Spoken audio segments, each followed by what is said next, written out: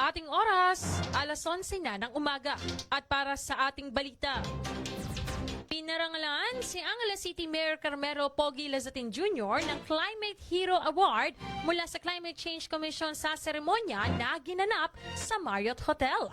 Ito ay dahil sa kanyang mga pagsisikap at dedikasyon upang palakasin ang climate resilience at sustainability sa kanyang nasasakupan.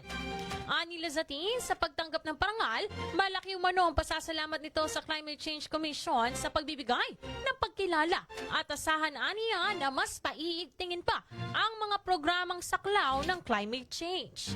Pinuri naman ni Commissioner Albert de la Cruz ang visionary leadership ni Lazatin at ang kanyang dedikasyon sa sustainable urban development na kinilala pa ng UN Habitat dahil sa pagpili sa lungsod bilang partner sa proyektong Building Climate Resiliency through Urban Plans and Designs.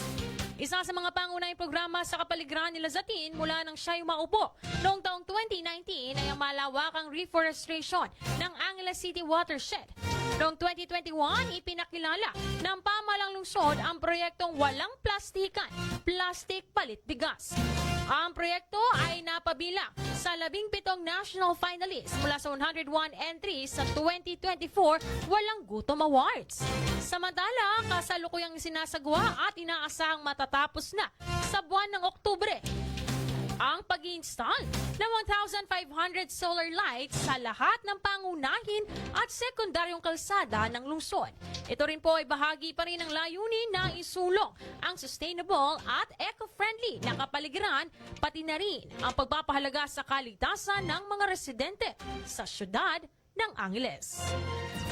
Yan ang balita sa oras na ito na hatid sa atin ng Fanside Dingnangan sa Candaba. Mula dito sa laging ninyong kasama, ang 103.1 Newsline Central Luzon. Ako, si CJ Peñaflor. Kasama ka, ikaw ang bida. You just